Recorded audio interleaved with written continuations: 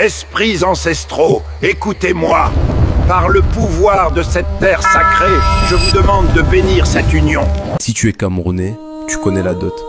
Mais chez les Bassa, c'est autre chose. C'est un rituel en 5 étapes, avec des noms, des codes, des objets sacrés, et un langage que seuls les initiés comprennent. Ce que je vais te raconter, même beaucoup de Bassa ne le savent plus. Tout commence par une légende.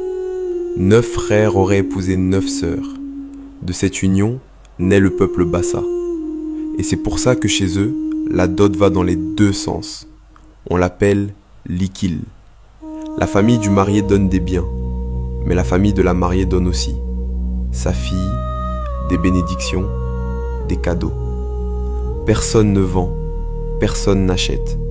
Tout le monde donne, tout le monde reçoit. C'est un pacte d'alliance entre deux clans. Première étape, Libat Nganda, demander la fille. Mais on ne demande jamais directement.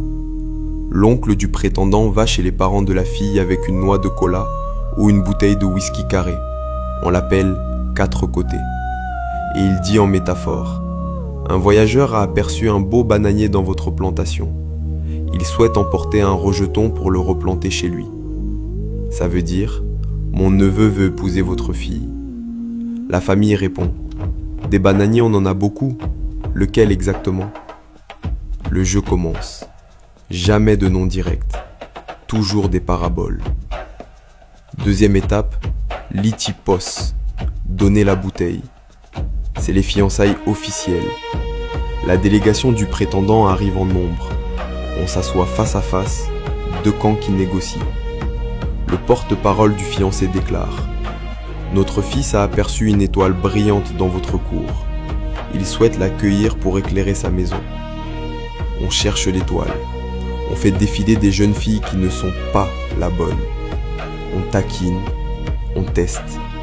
Et quand enfin on identifie la bonne, on annonce. Cette fille est très loin d'ici. Il faudra payer l'avion pour aller la chercher. Le prétendant doit glisser des billets dans une calebasse. 5 000, 10 000, encore, jusqu'à ce qu'on dise « le vol est complet ».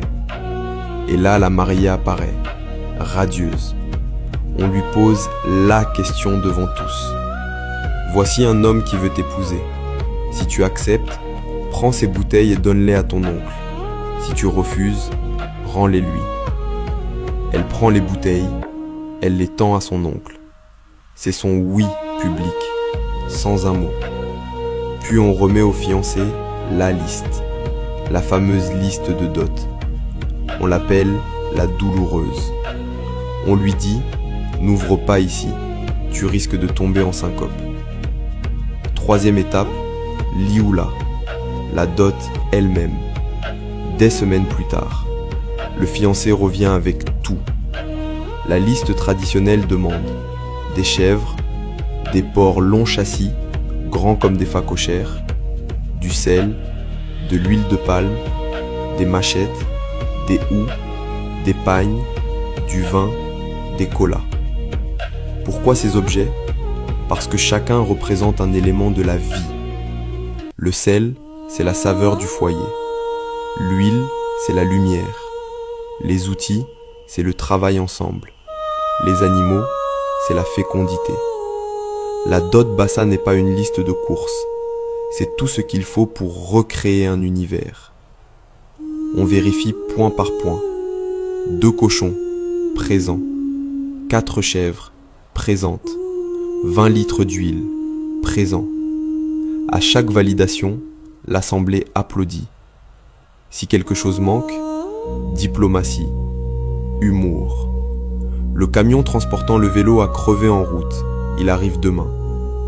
On négocie, on rit, on s'arrange. 4e étape, Ndombo Likil, la bénédiction. C'est le moment le plus sacré. Le couple est assis au centre. Tout le monde forme un cercle autour d'eux.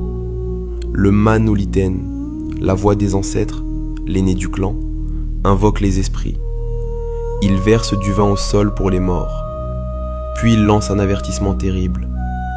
Si quelqu'un ici garde une rancune cachée contre cette fille, qu'il parle maintenant, sinon les ancêtres le puniront. Et là, un par un, chaque membre de la famille s'avance, du plus vieux au plus jeune. Chacun déclare « Je n'ai aucune raison d'être fâché contre elle ». Ou bien il pardonne une faute passée. C'est une purification collective. La mariée pleure parfois. Elle est lavée de tout péché familial. Puis vient le serment. On amène un mouton vivant. Le père de la mariée, la mère, le marié et la mariée posent tous la main sur l'animal. Ils jurent ensemble. Si un jour je trahis cet engagement ou dissous ce mariage, que je meure comme ce mouton. Le mouton est égorgé, sur place. C'est un pacte de sang. Après ça, divorcer devient quasiment impossible. Tu as juré sur ta vie. Le père prend la main de sa fille. Il la remet à l'aîné de la famille du marié. Il dit « Voici ton nouveau père ». La tutelle change. Puis il prononce les mots finaux. « Ankil Mwawang Ayekunde », ce qui signifie « Mon gendre, ta femme est désormais à ta disposition ». C'est fini. Le mariage est scellé. Pas par un papier, par la parole des anciens. 5e étape, le festin. On sert le mets de pistache, une pâte de graines de courge avec de la viande. On dit que si le plat est bien cuit, le mariage sera heureux. S'il est amer, mauvais présage. La viande du mouton sacrifié est partagée. Tout le monde mange le pacte qu'ils viennent de conclure. Et quand la mariée quitte la maison de ses parents, elle ne doit jamais se retourner.